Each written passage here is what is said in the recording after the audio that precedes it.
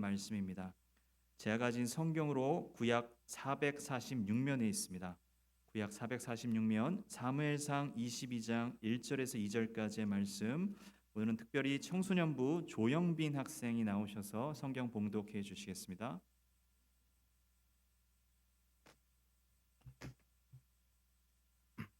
그러므로 다윗이 그곳을 떠나 아들람 굴로 도망하매 그의 형제와 아버지의 온 집이 듣고 그리로 내려가서 그에게 이르렀고, 환난당한 모든 자와 빚진 모든 자와 마음이 원통한 자가 다 그에게로 모였고, 그는 그들의 우두머리가 되었는데 그와 함께한 자가 400명 가량이었더라. 아멘. 네, 목소리가 그러므로 좋습니다. 동굴에 있을 때라는 제목으로 말씀을 함께 나누고자 합니다. 김진호라고 있지요. 자폐 스펙트럼 장애를 가진 청년이죠. 과거에 우리 교회의 나종균 집사님 수영 코치신데, 그 집사님이 이 김진호 학생 수영을 가르쳤던 그 청년이에요. 체코 장애인 수영 선수권 대회에서 금, 은, 동 한꺼번에 다 따고, 과거에 그 MBC의 일요일 밤에라고 하는 프로그램에 출연해서 유명해진 청년이죠. 사진 한번 볼까요? 이 김진호 군의 어머니 유현경 씨가 자폐 스펙트럼 장애를 가진 아들을 키우는 그 이야기를 담은 책 진호야 사랑해라는 책을 썼습니다. 지금은 저 부산에서 카페를 하고 있다고 그래요. 제가 한번 통화를 한번 했는데 우리 교회 오셔서 한번 간증 한번 해달라 그랬더니 부산에서 아이가 아직은 제가 좀 도와줘야 하는 상황이어서 수원까지 올라가기가 좀 어렵다고 그렇게 저하고 대화를 한번 한 적이 있습니다. 이 진호야 사랑해라는 책의 내용 일부를 좀 소개해드리고자 합니다. 두 돌이 지나도록 남들은 다 한다는 맘마 같은 말은커녕 소름 끼치는 해괴한 기계음밖에 내지 못하는 아이, 자기만의 세상에 갇혀 다른 아이들과 어울리지 못하고 늘 혼자만 있는 아이, 달리는 차로 뛰어들어 바퀴를 만지며 낄낄거리는 아이, 놀이터에서 모래를 자기 눈에 끼얹어 비벼대고 야구방망이로 액자를 부수고 깨진 유리 조각을 자기 얼굴에 뿌려대는 아이, 초콜릿과 컵라면 외에는 아무것도 안 먹는 아이, 9살이 되도록 초등학교에도 들어가지 못하는 아이, 몇 번이고 아파트 베란다에서 함께 뛰어내려 모든 것을 끝내고 싶게 만든 아이, 즐겁고 행복해야 할 퇴근길에 아빠가 승용차 핸들을 꺾어 낭떠러지로 떨어지고 싶도록 만든 아이가 진호였습니다. 그러던 이 부부가 이웃집에 전도를 받고 교회에 나가게 됐어요. 첫날 첫 예배를 드리면서 부부는 1시간 내내 눈물을 흘렸고 금요기도회, 새벽기도회까지 빠지지 않게 되었다고 합니다. 진호를 데리고 혼자 미쳐가던 나에게 하나님은 붙들고 애원할 수 있는 유일한 피난처요, 안식처였습니다. 어느 날 울며 기도하던 중에 하나님의 음성을 들었습니다. 그 아이는 내 것이다. 사랑하는 나의 자녀다. 내 소유라는 생각을 버리고 내가 맡겨준 대로 키워라. 그 아이에게 나의 계획이 있다. 하나님은 먼저 나를 치유하기 시작하셨습니다. 진호는 그때부터 내 인생의 걸림돌이 아니라 나를 구원한 소중한 존재로 바뀌었습니다. 어떤 시련과 고통이 닥친다 하더라도 하나님의 자녀인 진호를 내 마음대로 생각하거나 화를 내거나 미워하지 않을 수 있게 되었습니다. 한때는 우리 부부의 장애물로 여겨졌던 진호가 지금은 세상 그 무엇과도 바꿀 수 없는 소중한 보물이 되었습니다. 다듬어지지 않은 원석 같은 아이를 찬란한 빛을 발하는 보석으로 만들기 위해 평범하기 그지없는 한 여자를 특별한 엄마로 변화시키신 하나님, 나는 그렇게 내 인생의 가장 소중한 보물을 하나님으로부터 선물 받았던 것입니다. 진호 엄마 유영경 씨는 자폐 스펙트럼 장애를 가진 아들을 키우는 고난을 겪으면서 죽음까지 생각했던 사람이지만 그 과정에서 하나님을 만나게 되었고 그 인생이 완전히 바뀌게 되었다고 고백을 합니다. 오늘 본문으로 가보십시다. 사울 왕에게 쫓겨서 광야로 내몰리게 된 다윗의 삶은 바닥까지 완전히 떨어졌어요. 가정을 잃어버리고 친한 친구도 자존감도 다 잃어버렸습니다. 그러니 이제 도망자 신세가 돼서 광야의 동굴 속에 숨어 있게 됐습니다. 바로 이때가 다윗의 생애의 가장 밑바닥이었어요. 다윗에게는 아무런 안전 보장도 없었고 상황이 달라질 희망도 없었어요. 그간 사랑했던 모든 사람들과 떨어져서 어두운 동굴 속에 홀로 남게 됐습니다. 이제 더 이상 피할 곳이 없었어요. 이제 더 잃을 것도 없었어요. 그렇지만 이 고통스러웠던 광야 동굴에 피신하던 시절의 경험은 결과적으로 다윗의 평생에 큰 유익이 되는 귀중한 경험이었습니다. 이 광야 동굴에 피신했던 시절의 그 경험을 통해서 다윗이 얻게 된 유익은 무엇이었을까요? 첫째로 동굴에 피신하면서 다윗은 자신의 참 모습을 발견했습니다. 이제까지 다윗의 삶은 아주 잘 나가는 삶이었어요. 7명의 형들을 제치고 차기 왕으로 부르심을 받았습니다. 블레셋의 거인 골리앗과 싸움에서 이긴 후에 백성들의 인기를 한 몸에 받았습니다. 왕의 사위가 됐고 왕자 요나단과 절친한 친구가 됐어요. 그의 인생길에는 아무 거칠 게 없는 듯이 보였습니다. 손대는 일마다 뭐든지 해결하지 못하는 일이 없고 실패라고는 모르는 자신만만한 젊은이였어요. 이 정도 되면 누구나 교만해질 수 있습니다. 다윗도 예외는 아니었을 거예요. 그러나 자칫 교만해질 수 있었던 다윗은 동굴에 피신하는 어려운 시절을 겪으면서 자신의 참 모습을 발견하게 되고 겸손하게 되었습니다. 고난을 통해서 자신은 하나님 없이는 아무것도 할 수 없는 존재라는 것을 깨닫게 됩니다. 인생의 밑바닥까지 가는 체험을 통해서 자신의 참 모습을 발견하게 된 거예요. 하나님께서 우리를 바닥까지 낮추실 때 우리의 삶을 끝장내시는 게 아니에요. 우리의 삶을 변화시켜 주십니다. 우리가 밑바닥까지 낮아질 때 넌 이제 끝이야 하는 인간적인 소리가 들려옵니다. 그러나 하나님은 말씀하십니다. 아니야, 네 인생은 끝나지 않았어. 지금이 바로 새롭게 깨닫고 새롭게 시작할 때야. 그리스도인의 삶이라고 해서 늘 푸른 하늘에 꽃피는 시절만 계속되는 것은 아닙니다. 때로는 깊고 어두운 동굴의 시절을 만납니다. 그러나 하나님은 그런 동굴의 시절에도 결단코 그 자녀를 포기하지 않으십니다.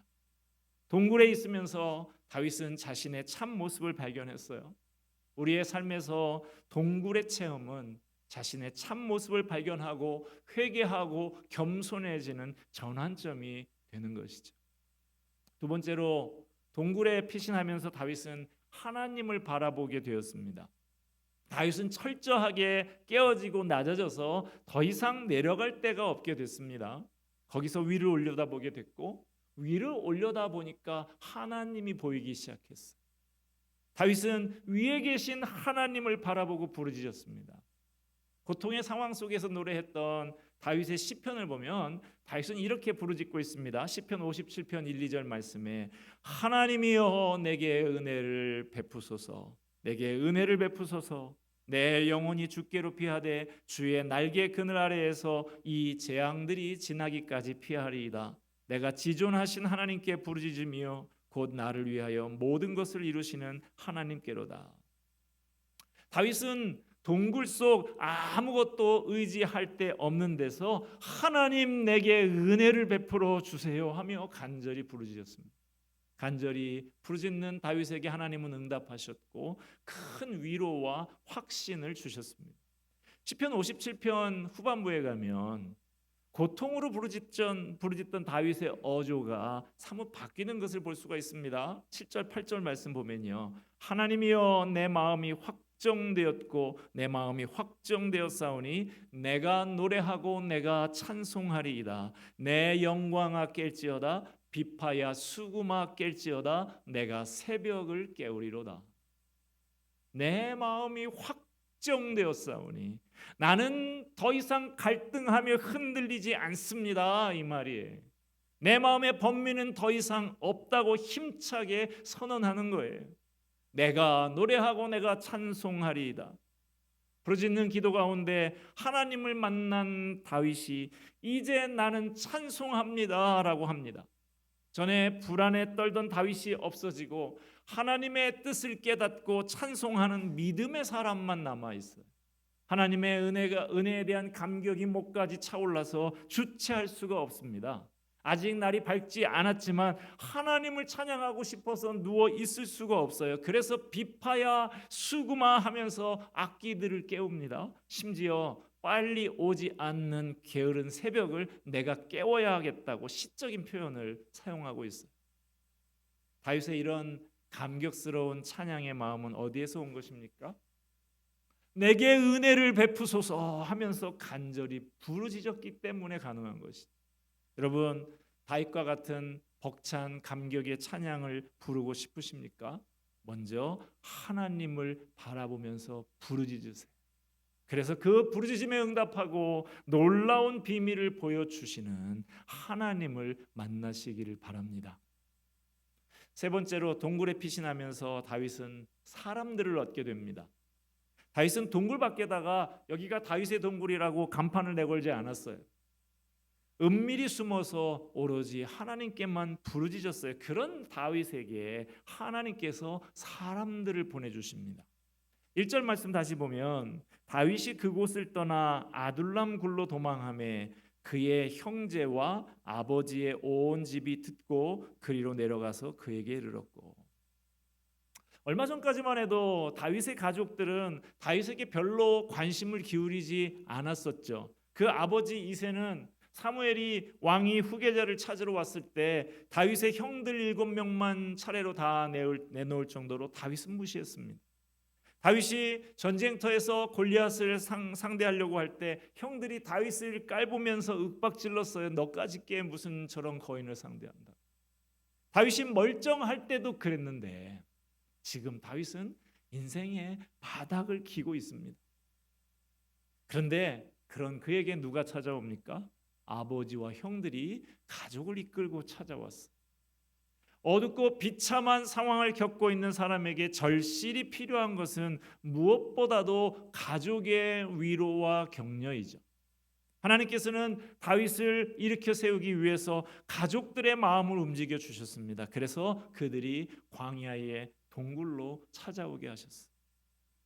가족들만 다윗을 찾아온 게 아니었습니다. 2절 말씀 보면 환난당한 모든 자와 빚진 모든 자와 마음이 원통한 자가 다 그에게로 모였고 그는 그들의 우두머리가 되었는데 그와 함께한 자가 400명가량이었더라. 누가 찾아왔다고요? 환난당한 모든 자, 억압받고 있는 사람들이 찾아왔어요. 또 누가 찾아왔죠? 빚진 자들이 모여들었어요. 엄청난 채무에 시달리고 있지만 갚을 길이 없어서 허덕이면서 빚쟁이들에게 협박을 당하고 있는 사람들이 다윗에게 찾아왔다는 것입니다. 또 누가 찾아왔어요? 마음이 원통한 자. 억울하고 부당한 일을 당했지만 호소할 데가 없는 사람들이 다윗에게 찾아왔다는 거예요.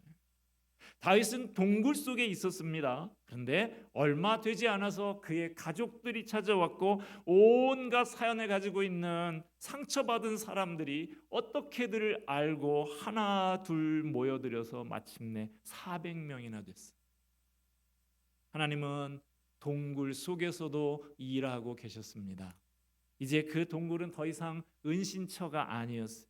그 냄새나고 축축한 동굴은 용맹한 군사들을 훈련시키는 훈련장이 됐습니다.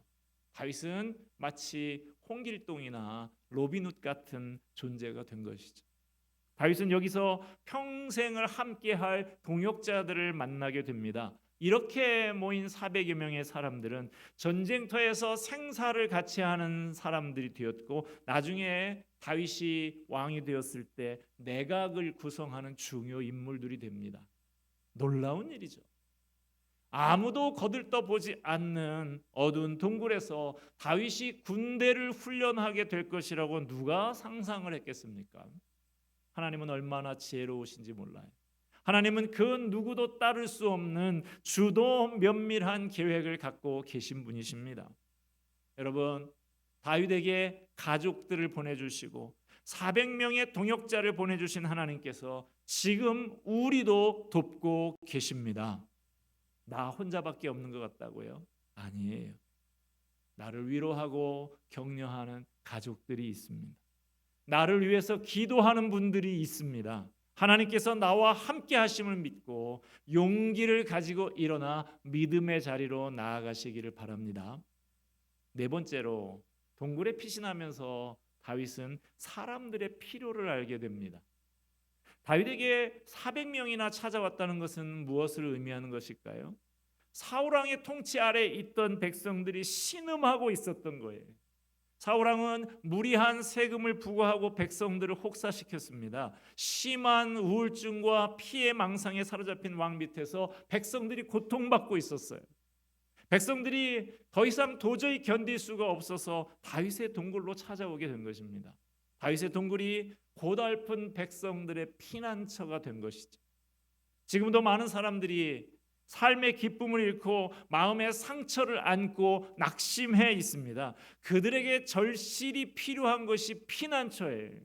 지친 사람들이 들어가서 힘을 얻고 회복할 수 있는 피난처가 필요한 것입니다. 환난을 피해서 들어갈 동굴이 필요한 거예요. 다윗은 동굴 안에서 참 피난처를 발견했습니다. 상처를 치유받고 회복할 수 있는 피난처를 발견했어요. 막다른 골목까지 몰렸던 다윗은 하나님 안에서 위로와 격려를 받고 힘을 얻어서 다시 일어설 수 있었던 것입니다. 그뿐 아니라 피난처를 찾지 못해서 방황하고 있는 그 사람들의 절실한 필요 또한 발견하게 됐어요. 지금도 사람들에게는 피난처가 필요합니다. 지친 마음에 피난처가 필요합니다. 죄책감에 시달리고 있는 사람에게 피난처가 필요합니다. 상처로 고통받는 사람들에게 피난처가 필요합니다. 우리는 그 피난처를 알고 있어요. 그분은 예수님이십니다. 그분은 우리의 피난처가 되시고 참 안식을 주십니다. 여전히 동굴 안에 있는 사람들, 관심과 사랑이 필요한 외로운 사람들에게 피난처가 되시어서 오라 하십니다. 우리더러 이 피난처의 소식을 가서 전하라고 하십니다. 다윗은 그 인생의 동굴의 시기를 겪으면서 많은 것을 발견하고 깨닫고 얻게 됐습니다. 여러분, 우리가 동굴의 시기를 겪으면서 배우고 깨닫는 바가 전혀 없다고 하면 얼마나 비극입니까? 존 파이퍼라는 미국의 목사님 계신데요. 사진 한번 띄워주실까요? 이분이 암을 투병하면서 책을 2권을, 얄팍한 책 2권을 쓰셨는데, 병상의 은혜라고 하는 책, 그리고 암을 낭비하지 마세요라는 책을 쓰셨어요. 존 파이퍼 목사님이 전립선 암 진단을 받고 병원에 입원도 하고 수술도 하고 했는데, 그는 암에 걸린 것이 하나님을 영화롭게 할 기회다라고 고백하면서 그 병상에서 그 글을 써서 이 책을 낸 것입니다. 그 중에 암을 낭비하지 마세요라고 하는 이 책에 그 내용들, 그 제목들만 11개의 챕터가 있는데, 그거 제가 한번 읽어드리고자 합니다. 암이라는 고난이 주는 의미를 깨닫지 못한다면 암을 낭비하는 것입니다. 암에 걸린 것이 하나님의 선한 계획임을 믿지 않는다면 암을 낭비하는 것입니다. 암에 걸린 것이 저주라고 생각한다면 암을 낭비하는 것입니다. 생존할 확률에서 평안을 찾고 있다면 암을 낭비하는 것입니다. 죽음에 대해 묵상하기를 피한다면 암을 낭비하는 것입니다. 투병 중에 예수님보다 자기 목숨을 더 사랑한다면 암을 낭비하는 것입니다. 하나님에 대해서 보다 암에 대해 더 열심히 공부한다면 암을 낭비하는 것입니다. 투병 중에 서로 사랑하지 않고 자신을 고독 속에 가둔다면 암을 낭비하는 것입니다. 암에 걸렸다고 소망 없는 사람처럼 슬퍼한다면 암을 낭비하는 것입니다. 암에 걸린 후에도 죄에 대해 무감각하다면 암을 낭비하는 것입니다. 암을 통해 예수님의 영광을 증거하지 않는다면 암을 낭비하는 것입니다. 만약 저나 여러분이 동굴과 같은 상황에 처하게 된다고 하면 낙심하지 말고 반항하지도 마십시다. 거기서 다윗처럼 하나님께서 주시는 새로운 시각을 얻게 된다고 하면 우리는 그 동굴의 기간을 통해서 큰 유익을 얻게 될 것입니다. 시편 119편 71절 말씀 읽습니다. 고난 당한 것이 내게 유익이라 이로 말미암아 내가 주의 율례들을 배우게 되었나이다. 말씀을 맺습니다. 우리는 살다 보면 때때로 동굴과 같은 기간을 지나게 됩니다. 그 동굴의 기간은 어둡고 힘겨운 기간이지만 외롭고 지쳐서 낭망할 때가 아닙니다. 동굴에 있을 때는 자신의 참모습을 발견할 때입니다. 동굴에 있을 때는 피난처 되신 하나님을 바라볼 때입니다. 동굴에 있을 때는 소중한 가족과 동역자를 발견할 때입니다. 동굴에 있을 때는 사람들의 절실한 필요를 알게 되는 때입니다. 곤고한 인생에게 절실히 필요한 것은 피난처 되신 예수님이십니다. 여러분, 혹시 동굴의 시기를 지나고 계십니까? 자신의 참모습을 발견하고 피난처 되신 하나님을 바라보고 소중한 가족과 동역자들을 발견하고 사람들의 절실한 필요를 알게 되는 전화위복의 귀중한 시간이 되시기를 바랍니다. 기도하겠습니다. 은혜와 사랑이 풍성하신 하나님 아버지, 때때로 우리들도 동굴의 시간들을 지나게 됩니다.